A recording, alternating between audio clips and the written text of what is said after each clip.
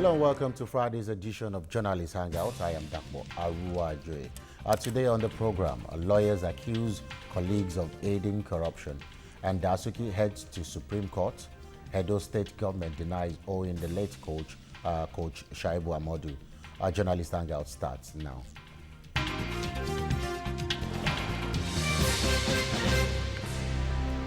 Some senior lawyers have slammed their colleagues for their alleged roles in aiding corruption. Femi Falana and Professor Ise Sage say such lawyers and a few compromised judges often frustrate the cause of justice. In addition, we will look at the alleged 40 billion naira fraud by the former customs boss, Abdullahi Diko. Why is corruption so pervasive in Nigeria? My colleagues and friends today, Babajide Kolade Otitoju, good evening. Good evening, viewers. Majid Jamil is also hanging out with us. Good evening, Majid. Good evening, and thank God it's Friday. Thank God it's Friday indeed. They make a do now. Yeah, Thank God it's Friday. Thank God it's Friday. And I didn't see your cap again. You just removed it.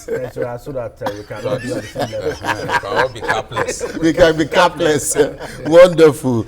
Gentlemen, it's a worrisome one, really, talking about the judiciary. We should be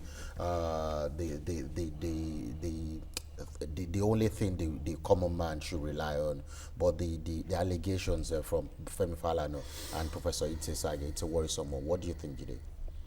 Yeah, it's not as if they said anything new.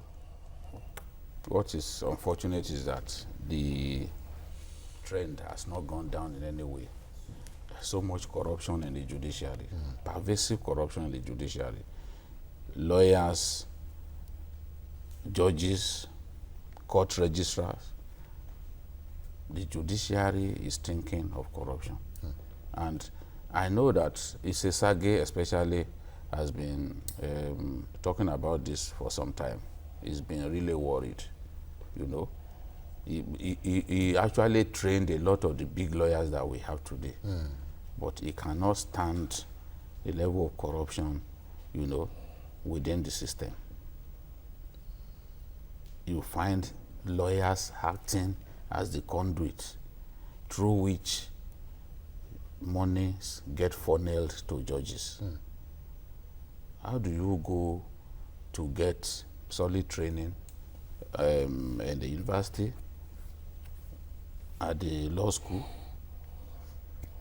only to start indulging yourself in unethical practices, frivolous petitions, frivolous applications, frivolous objections, frivolous injunctions? All these are meant to frustrate cases. So you find that the big corruption cases, we hardly win them in Nigeria. The EFCC hardly wins them. The EFCC hardly wins the big corruption cases. It's so easy for the EFCC to jail Yahoo boys. Jail some bank managers, yes, you know, bank thieves.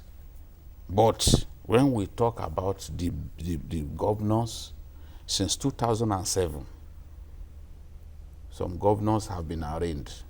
Ojus Okalu and his fellow choristers. They've not been able to jail anyone. I'm talking about people arraigned. They didn't really arraign orderly, but people like the former pastor who was governor of Taraba State, Jolly Nyame. Jolly Nyame even offered to return whatever he stole. But today nobody talks about that case again. Those cases have been deliberately delayed, prolonged, so that in the end we all get frustrated. We'll stop talking about those cases. I was reading about a man who is enjoying whirlwind attention in the Nigerian Senate under the leadership of Saraki. That's the former Gombe state governor, Danjuma Goje, who is even heading, I think, the budget committee. The EFCC says that Goje allocated to himself contracts to supply dictionaries for secondary schools in Gombe State to the tune of 1 billion naira. Yes. 1 billion naira Dictionaries. will supply dictionary to the schools in the whole of Nigeria. And maybe you give to Go to Ghana. They'll go to Ghana. They'll supply There will be change. all their schools. Maybe it's electronic. Go to Benin In the Republic. West African sub-region. Sub-region. You know, Sao Tome, everywhere. 1 billion naira. everywhere in this continent where people can reach, you will effectively supply dictionaries with that money. Maybe it's the long man. Long man. Is it not a human being that I wrote wonder. that The dictionary? long man. Or is it a dictionary with factory-fitted AC? AC. So because this is what we are facing. A judge, Awokuleyin, of the unblessed memory, Unblessed. unblessed, of the undignified memory, allowed Ibori to walk free. The same Ibori went Abroad. to the UK and was jailed. In fact, he set a record. You know the record he set? Record. Nobody has been jailed with as much number of aides, wives, because his wife was jailed, his mistress was jailed, his accountant was jailed, his lawyer was jailed. So he didn't just go to jail, he went to jail 13 years. His lawyer got 7 years. But the people who went to jail with him is a world record. Entourage. The people is like, okay, all of us that we drink together, they just put us in jail together. You know what it means? Yes. So, but in our country, we couldn't jail him. We said we freed him. It's so So, unfortunate. because the judiciary is corrupt. And the biggest problem that we have in dispensing justice is once the judiciary is corrupt, the chances of other people in other sectors who are corrupt being punished for corruption will be very slim. Because the people who should make that happen, they are themselves corrupt. So we must first, to defeat corruption. Yes. I really pity Buhari, and I keep saying it all the time. To defeat corruption, we must first battle it from within the judiciary. And we have told this government what this government needs to do. But it's like people, they are not listening to us. Do you want to repeat what the government should do? We said that the short man who is our vice president was here in Lagos. Yes. And he cleansed the judiciary. I'm sorry I had to describe that. That's the way he is. He cleansed the judiciary here in Lagos.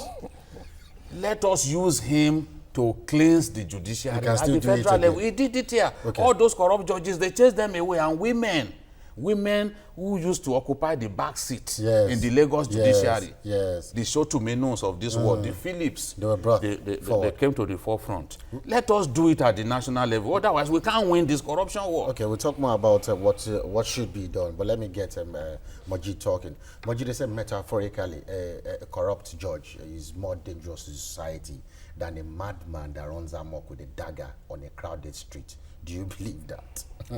I more than believe that. If you want to gauge in terms of percentage, normally it should be 100%, but it means, I mean, I can say I believe that 150% because you see the corruption in the judiciary has been, I mean, a serious albatross into the dispensation of justice. You want to expect that the judiciary should be the last hope of the common man. But in a situation where we have a tripod, the tripod stands on 3 very weak legs. Even from the prosecution, take EFCC for example. The guys from the EFCC will deliberately prepare a very weak case. I mean, a very weak defense for the lawyers to be able to lash on, and so they will leave the judge helpless. I mean, that is even when they bring somebody to justice. Yes. That's when they take. I mean, like sometimes they don't bring them. Yeah, like the case of Ibori, for example. I mean, between 240 and 254 charges filed against Ibori. But lo and behold, they started in Kaduna. It was moved to Asaba. And when it got to Asaba, the man was freed. only for him to even plead guilty in the US, in the UK, when they told him that, the more you allow the British government to spend on this case, the longer you will rot in jail. So the earlier the better. As at the time he pleaded guilty, the British government had spent between 10 to 13 million pounds prosecuting that case. And they were ready to go the full hog. But then they warned him that the longer, the higher we spend prosecuting you, the higher the propensity. It makes no sense to waste the that is it. So the guy just said, okay, I hands up, I plead guilty. So he got 13 years. Now in Nigeria, look at the case of the celebrated case of Amodu George. Yes. The go and see no more syndrome. You remember? Yeah, the judge who took that brief. For daring to jail Amodu George, Justice Bumi he was punished. Yes, I know. Now, when he was supposed to be promoted to the appellate courts, they said that was when they suddenly realized that it's not from Lagos State, that it's from Osun. He moved to Osun. They now told him when he got to Osun, no, it's the same cartel. They said he must line up. He came back to Lagos. Then there was a time he was to be made the chief judge of Osun. They now brought... No, they made him a customary court. Even in Lagos, a probate court. It should be somebody who's been handling serious criminal cases, and he was doing very well. But for daring to jail a body judge came back from prison, and the whole church of repute, hosted him. They were doing Thanksgiving. But I heard the clergyman even was demoted for saying, "Oga, go and sin no more." So, we live in a society where, we now see the more you steal, then the more the propensity for you to say, yes, I'm here.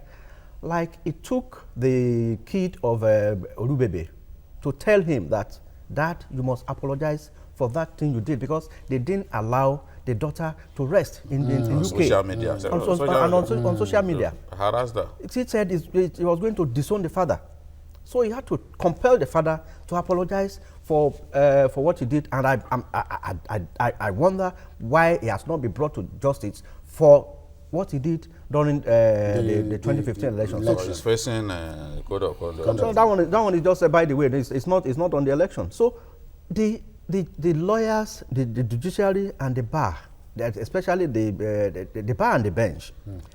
We need a surgical operation, and I believe, like Jude said, the vice president, can replicate what he did in Lagos by cleansing the whole of the Lagos judiciary.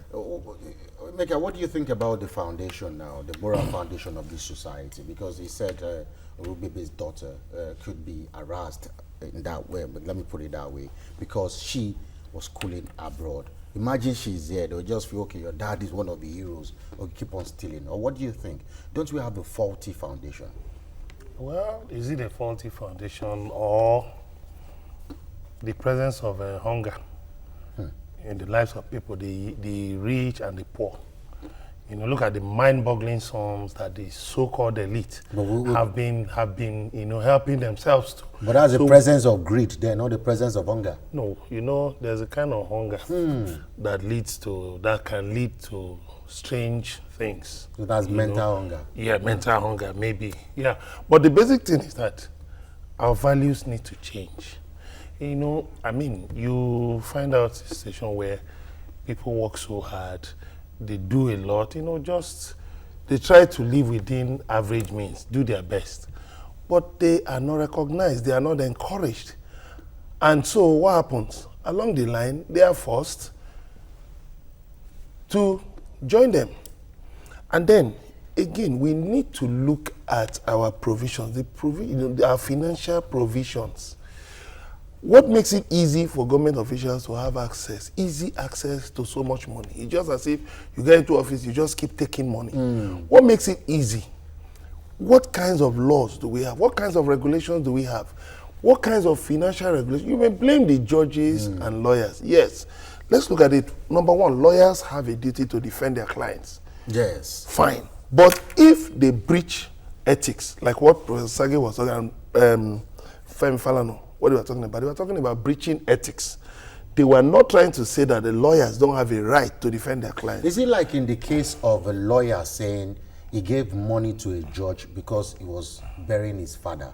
That's breach of ethics. You see, right? that is a serious when you have breach a of case, when you have that's a case before that's a serious breach of ethics. It's just like a policeman collecting money for a charge card from a suspect he's investigating. That's a serious breach of ethics. That is really, really ridiculous. Yes. That one is ridiculous. But anyway, it's being investigated. Yes. But what I'm talking about again is this: why we blame the judges and lawyers. Let's also look at financial regulations. What makes it easy for people to steal money anyhow? Even right now that you have the TSA, a lot of funny things are going on. Is it that the government doesn't know that people are doing funny things even with the TSA? Is it that the government doesn't know that the laws need to be reviewed in such a way that you account for every kobo you come across in public office? But what do you find? You still hear cases of corruption here and there. You see of cases of cronyism and here and there. Then again, how come we have never heard of any Auditor General of the Federation being arraigned?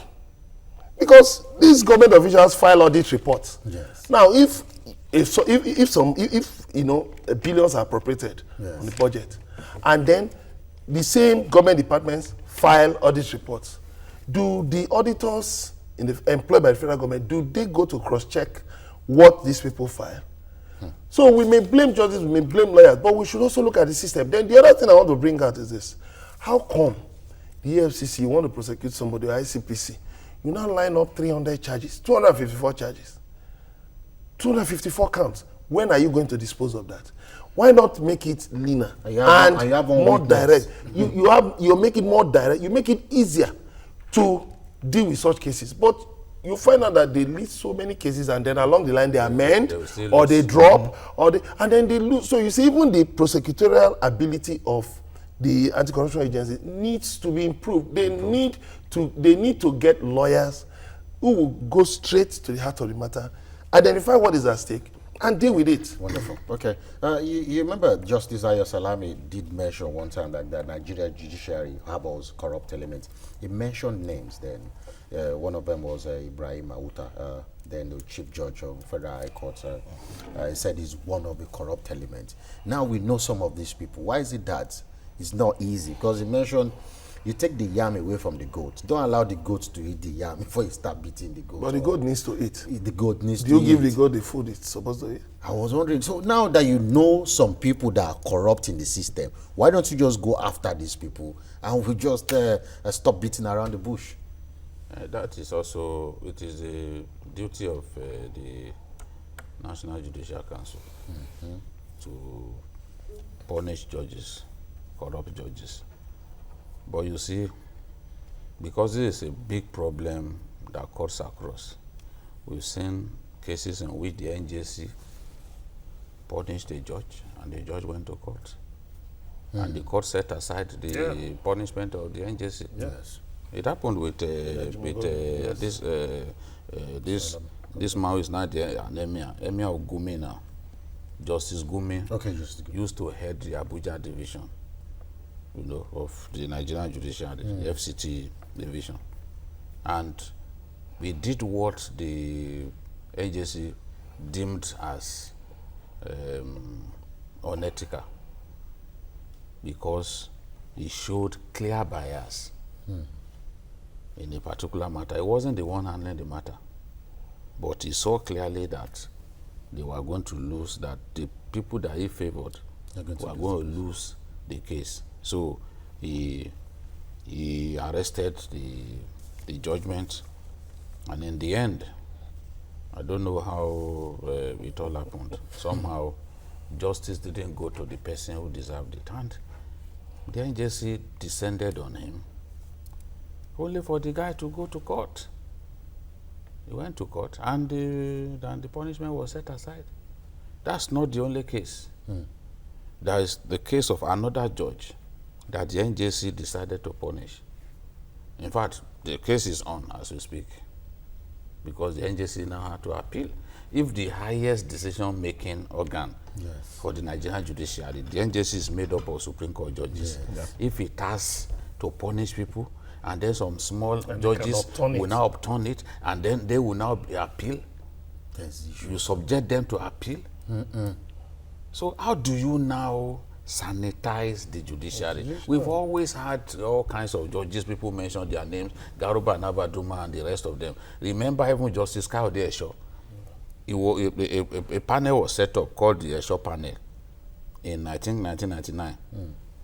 The duty of that, the task of that panel was to look at corrupt judges and identify them and recommend punishment.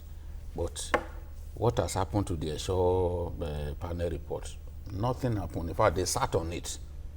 The news had to do a cover story on the Esho report so that Nigerians can see the rot in the judiciary and the determination of some people to ensure that rot was not addressed. So we have all kinds of problems. I do not think that the judiciary always says that it deserves independence and that the executive continues to see it as an appendage. But they need to cover themselves in glory. I'm not convinced that the judiciary has covered itself in glory. And if you continue to behave in this way, you willingly surrender your independence to the executive, by being impartial. By being partial, by hobnobbing with people in government. Okay. At the end of the day, they are not going to respect you. At the end of the day, you are not going to be taken seriously. So judges, we've had judges in Nigeria that people took seriously. Justice Aniagolu is one of them. So it's just a personal thing then? I just want to remain clean. That's a personal thing. Well, we've had a lot of judges who you can never accuse them of corruption. Because there's no evidence of that. Everybody were respected. You won't even entertain any attempt to induce him. We've had judges like that. But we are in a season, especially this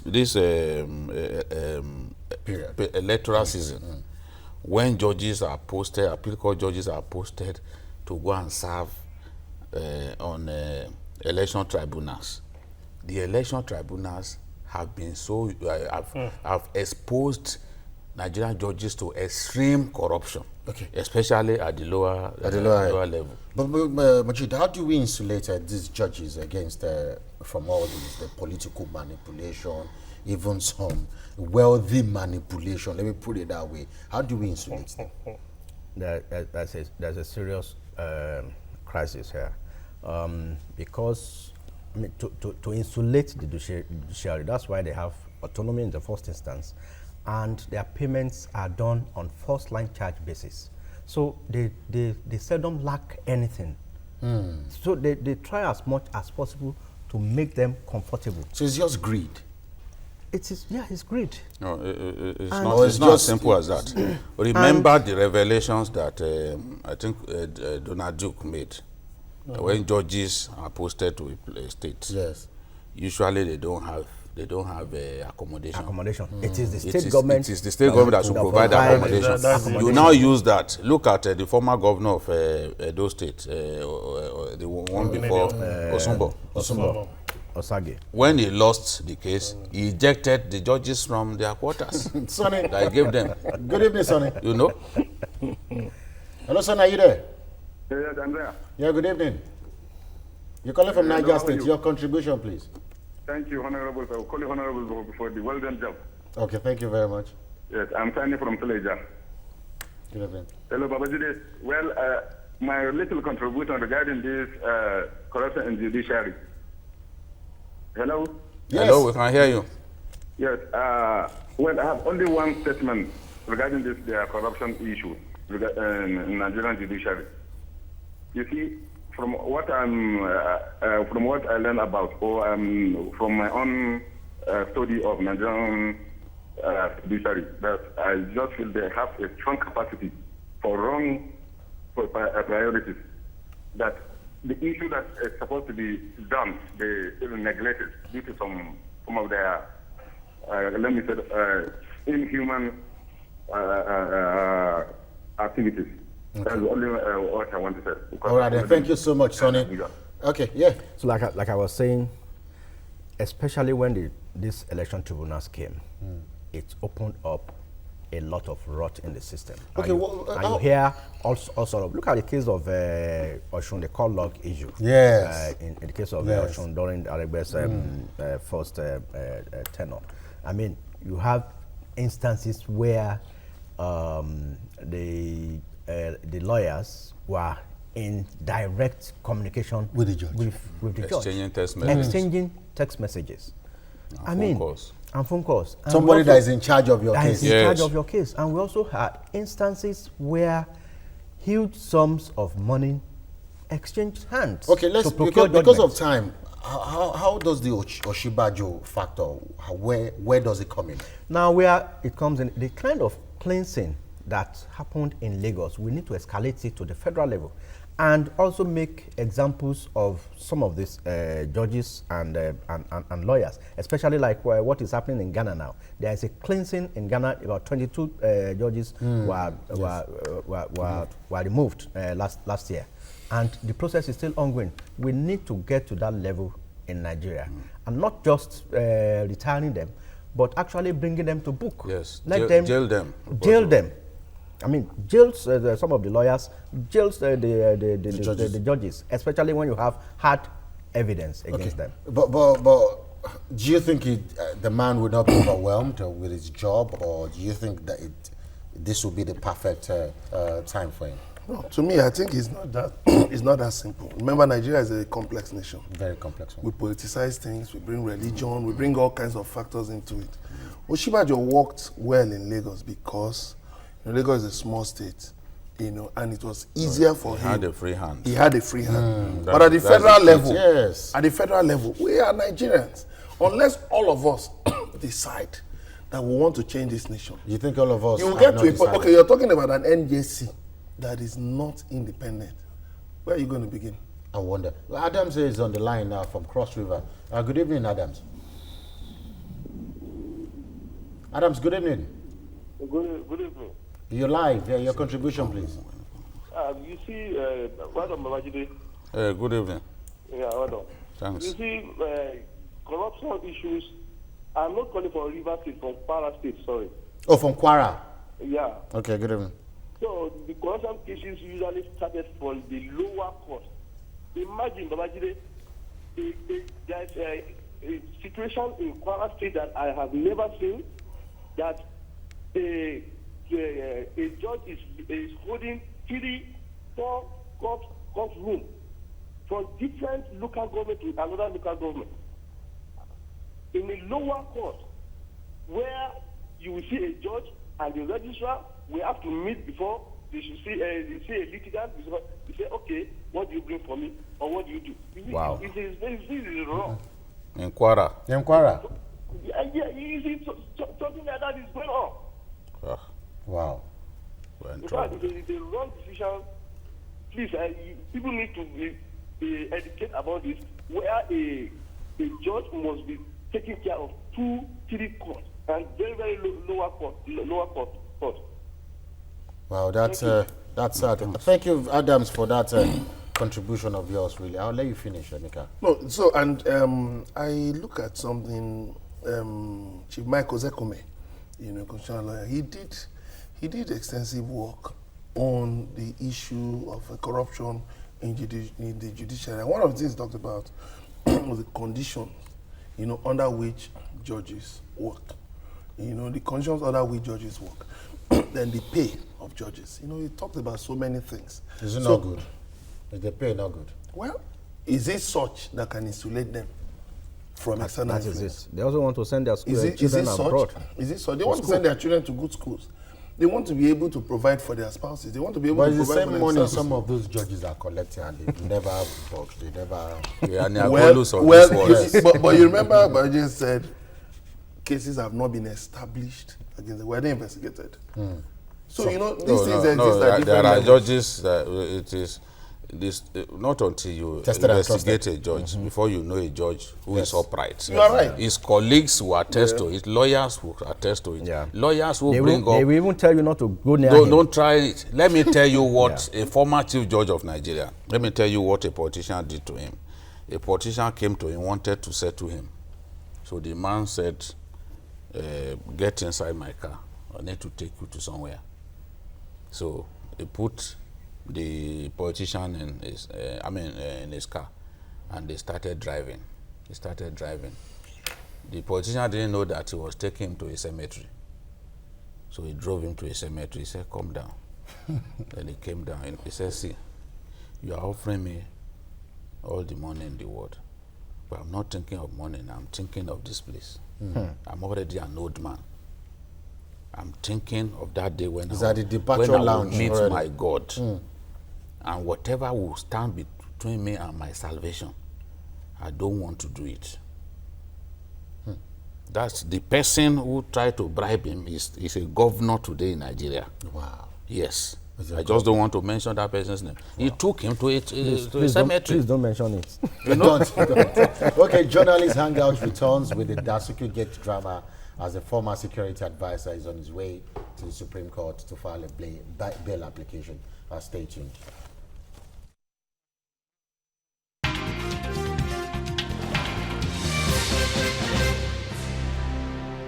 Welcome back. Former National Security Advisor, retired Colonel Sambo Dasuki, is set to go to the Supreme Court to press for his freedom after 3 different high courts in Abuja granted him bail in the criminal charges filed against him by the government, only for him to be rearrested and kept in detention. On Wednesday, the former NSA lost yet another bid to secure his release or freedom at the appeal court. Gentlemen, what's your take on Dasuki's latest move? What do you think? Or should we talk Diko before we go to Dasuki? Well, I think that DICO is related to the corruption Yes. that we're talking about. So I'm usually excited when I hear that people are being investigated, people are being put on trial. Yes. But I know that the FCC has a bad record when it comes to these big politicians, the people you call the politically exposed persons. The FCC has a very bad record. So sometimes we just sit back and wait to see what happens. You can see even the baddest matter, for example, no serious evidence, not one documentary evidence. How do you jail people in such a situation? You know?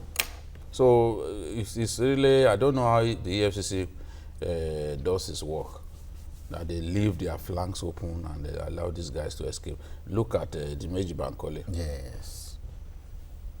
All the facts put in the public domain suggested that he was going to be convicted. But he won the case. And most times they will win. The EFCC won't even have the liver to appeal. Look at the former Speaker of Lagos State. Have they appealed Odili's case? Look at Odili, what's it? I'm talking about people that they put on trial that lasted years. Even Femi Fani-Kayode. Femi Fani-Kayode, initially it was over 200 count charge. Yes. But Femi Fani-Kayode walked free. Free after 7 years. He walked free. Yeah. He was in the end, and they didn't appeal. He had the cost to even change his name. Yes, afterwards. So many of them. Hassan Lawal. Hassan Lawal, the former Minister of Works. 60 billion. The judge even abused the EFCC at the point when he was giving his judgment. In the case of Fani-Kayode, it was a very easy case because the witness that they heaped all their hopes on came and recanted. And that was the end. So what do? You pin all your hopes on one witness, and then that witness comes and recants. So what do? Is that why the federal government doesn't want to release Dasuki now? Because he has met all these, according to reports, he's met bail conditions, all the bail conditions, and 3 high courts said, okay, release this guy for his bail, but he said he cannot do. We've talked about this before. On the day we discussed this, some people actually even thought that I was a proponent of corruption, you know, because we all felt that, look, somebody who presided over the sharing of our money for election, public funds, that it deserves to be punished. Yes. But you see, this is law. Does our law permit the granting of bail in this kind of situation? The answer is yes. Yes. So if we go on and on, maybe at the Supreme Court will give a pronouncement that will now be precedent, that will now be used as precedent. I don't know. I don't know what And it could be otherwise. those old men and women will decide at the end of the day. But for now, his offense is a bailable offense.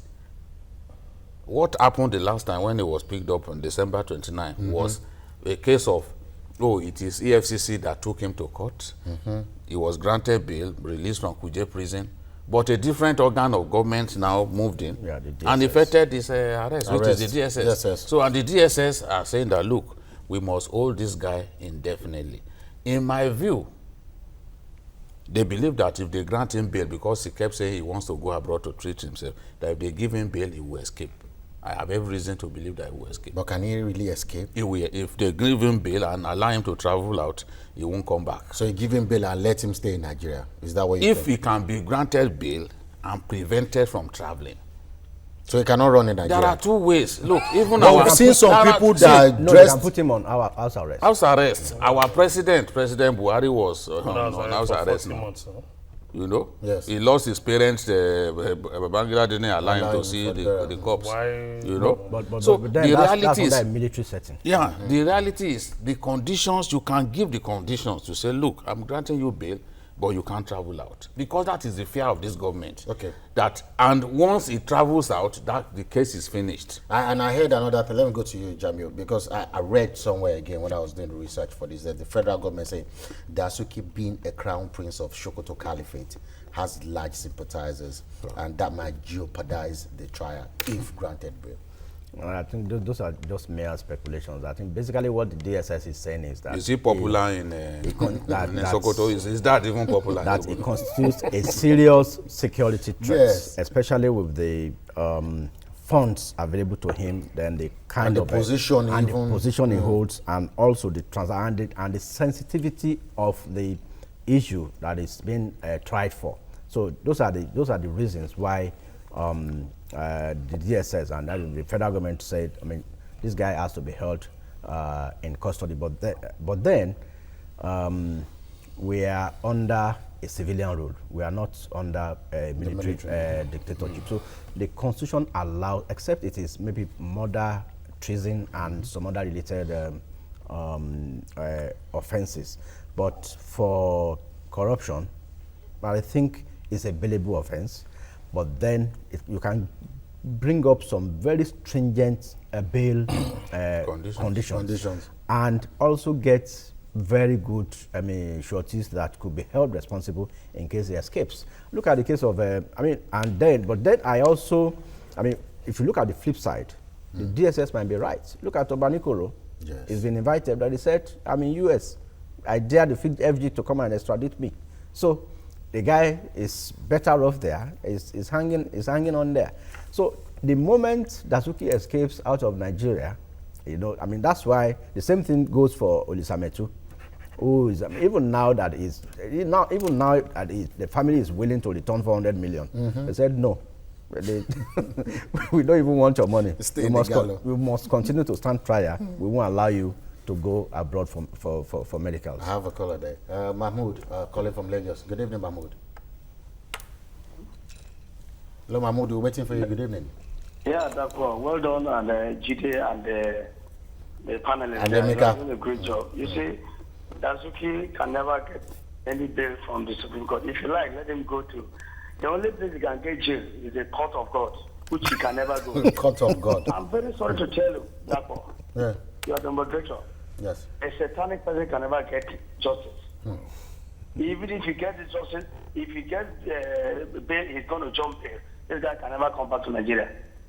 And to hell with him. Let me tell you, the blood of those that died in Nigeria and Nigeria, we Nigerians, is on his head, and some of these people that spend our money. May God bless Nigeria. Thank you very much. Thank you. May God bless Nigeria. Okay, let's talk about Diko now. Oh, do you want to?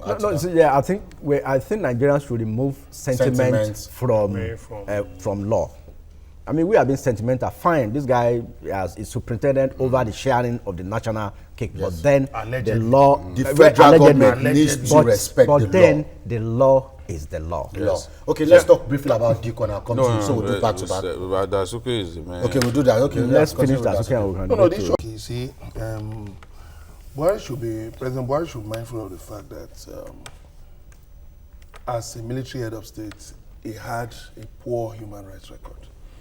And the impression now is that he's bringing in Decree 2 through the back door. If a matter before a court is a bailable offense, why playing all this? Why go through all this drama? Drama. You say, all right, you told the judge, you told the appeal court that the issue is that Dasuki is popular before the Sokoto Caliphate. You now also said that for his own protection. Now you said that it was the DSS. It was the DSS that arrested him. But handed him over to the EFCC. So the EFCC has no case. Why all this drama? Because at the Supreme Court, it's going to be a straightforward thing. You cannot hold someone when the law says you cannot hold a person. Whatever you feel, he is an accused person and is presumed innocent until proven guilty. Yes. So whatever you feel, whatever sentiment you feel, present them before the court. Hard facts. But what is going on now is media trial. All kinds of things are pushed into the public domain to whip up sentiments, to agitate the people. And at the end of the day, when you get to court, these cases are not sufficiently argued. And at the end of the day, what happens? These people walk free. So now, like he mentioned, the issue of Olisametu, the family has talked about returning money. And for me, I feel that some of these cases, instead of dragging on endlessly, why can't they take the option of plea bargain? But you see, Nigerians are saying, jail them, jail them, jail them. But how easy is it to jail these people? The people who have been on trial for years, since 2001. Some people have been on trial since 2001. And don't forget, lawyers have been paid. The lawyers have been paid from the federal government's coffers.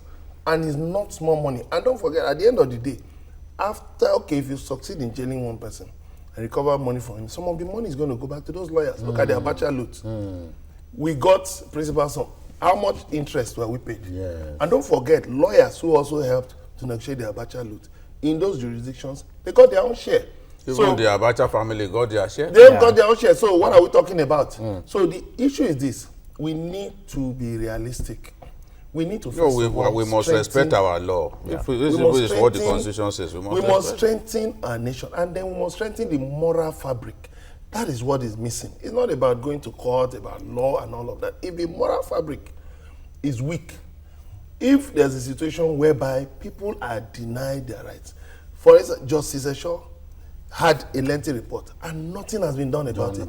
And you had some people who were criticizing the government then for not doing something about it. They are in power now and they are not doing something about it. Then what are we talking about? If Justice Oyewole was punished unjustly for taking a courageous decision, and now those who should remedy it are sitting back as if nothing has happened, then what are we talking about? If you give justice to Oyewole, you are going to encourage a lot of people. And then again, one other thing is this: the issue of whistleblowers. I forgot to mention it earlier.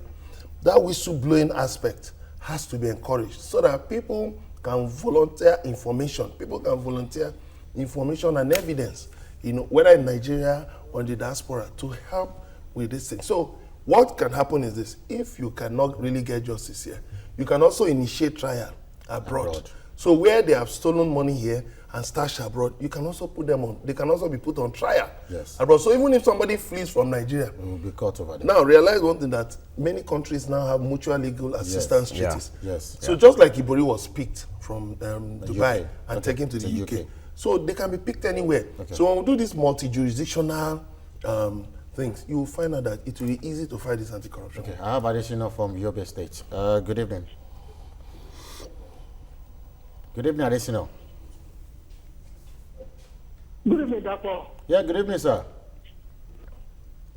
Good evening. Your contribution, please. Okay. I understand that once you remove settlement from the issue on the ground about the Dasuki gate. Yes. But I want us to look at one thing. If we continue to do, if a man continues to go in a wrong way, in a wrong direction, he may not arrive at destination. And at the same token, when Babajide was giving catalogue of cases that EFCC had a bad case, they never won, and that you look at the past, maybe that guy is business as usual, and this government that is coming on board that they change, want to do things differently. Can't we just appreciate that somebody wants to do something a different way from the norms that we know that yes, he must follow constitutional matters. He must follow the rules of law. Imagine, I want us to look at it critically. The money, was it true that $2.1 billion and deal that was given to Dasuki to chase her, was given to him? It is true, whether it is through social media or not. I want to tell you that the statistics that was given about the death of police in the north, it was 22,000.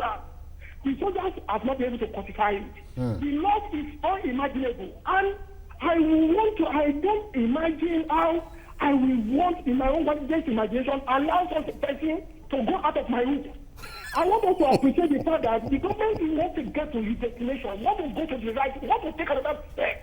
We cannot continue to go in the norms we have been following for the past 20, 30, 40 years. I understand. We don't break the laws, and we know, yes, we are removing settlement. Okay. I want us to be sure that if this one was meant for purpose of arms, the arms was not portrayed. All right, and we then. know we suffered in the Northeast. Soldiers died, police died, people died, children died, women, boys were slaughtered, and so we need to take the people by the heart. And as a nation, and stand and do the things a different way. So that we can get to our destination. I have to say thank you because I have to stop you at the end of because we have limited time on the program. Thank you very much for your contribution. You see, we can't continue to get emotional about it. You say we should bring sentiment to it. We cannot. We cannot. You see, that's why the Supreme Court always surprises people when it comes up with judgments. Most times, the judgments do not meet our expectations. Yeah, sometimes. It's because what you see is not what they see. I've said it on this program that, look, instead of wasting our emotions on these matters, let us say, okay, let's amend our law.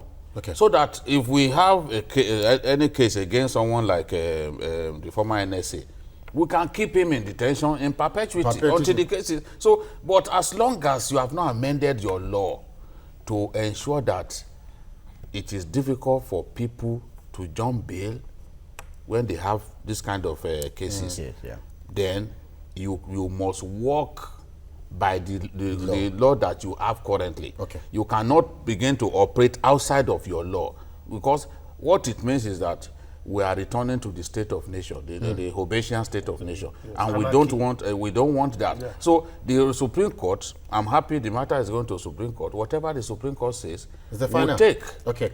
Edo State government has denied owing the late Super Eagles coach Shuaibu Amodu 25 million naira. The deceased was formerly in the employ of the state as consultant cum technical advisor. Edo State Football Development Program, where he was saddled with a task of grooming local talent. A statement signed by the chief press secretary to the governor on Wednesday said Amodu was duly paid his salaries even when his contract with the state expired until it was finally stopped. But a relative of the late Amodu says her brother was not properly treated and claims he died of frustration. The governor alluded to Amodu being owed some money during his burial. Let's listen to the governor.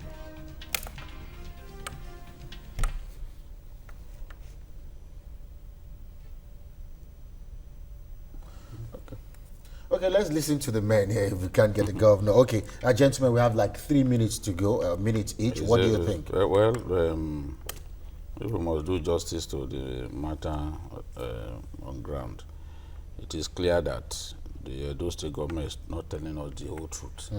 Because Amodu's letter was written in October 2015. Before then, they had stopped even paying his salary. They had stopped paying his salary. They had stopped paying the salaries of people working with him. He was owing his landlord, and the landlord was at the verge of kicking him out. So he said that the Accountant General of the state had actually even fired him because he had stopped paying him. Yes. So now, the first the time an aide of the governor spoke on this matter, he said yes, that we are owing him, but the amount is not up to what people are Not saying. up to 25 million. Only for them to 8 come million back or again to say, no, we're actually not owing him. No. They There said is they no owe him way, in 4 months. I read there is something no like- way that the dead man Will be can lying. argue with them. Yes. So he can't argue with them in debt. But we know that whatever is hidden to us as mortals, it's only God. not hidden to God. So, but I believe that the man, given the content of his letter, Amodu was so badly treated. He was even complaining that the governor was not picking his calls. He would send text messages, the governor was not picking it. And before he took the Edo job, he actually had an offer from Ondo State. So in his home state, he had every reason to believe that he was badly treated. Okay. The Edo State government is saying it was better treated even there than where he was working before, and it was the highest paid civil servant, or there about 2 million naira per month. What do you think? Who's saying the truth? Given the fact that the man had died, I think it's not necessary. It's very bad for the Edo State government to issue that kind of statement. That even if you are not owing him, it would have been better for them to keep quiet and arrange a package for the family. But they said they're going to pay him, though. Given the fact that, he, like they said, he had something to do with Ondo State, but then he preferred to go and give back to his state, to heed the call of his state and give and nurture some youth from that state. So the initial reports we got was that he died a frustrated man, that he was thinking that those are part of the things that led to his death. So very horrible. I think it's been What do you think? So they've said, they spoke about my body. But the one money. thing I want to add is this: if you're going into any such thing, consult a lawyer. Let the lawyer do all the legal. Let the lawyer do all the necessary paperwork, and assist you, so that there won't be ambiguities about what. But in this country that we have lawyers have. No, of course, but your children can continue if there are legal documents. Yes. Yeah. If there are documents, the At fact least that have is that something. his children can continue fighting for justice, and one day they will get it. Emeka Madunago, nice hanging out with you. Mojit Jamiu, nice hanging out with you too. Thank you. Babajide Koladi Otitoju, nice hanging out with you. Thank you very much, gentlemen. And that's all on Journalist Hangout this week. Join us next week for more exciting episodes of the program. And watch the repeat broadcast tonight at 11. Catch up with old episodes on YouTube at youtube.com/TVC News Nigeria. I am Dapo Aruajoy. Bye for now, and God bless Nigeria.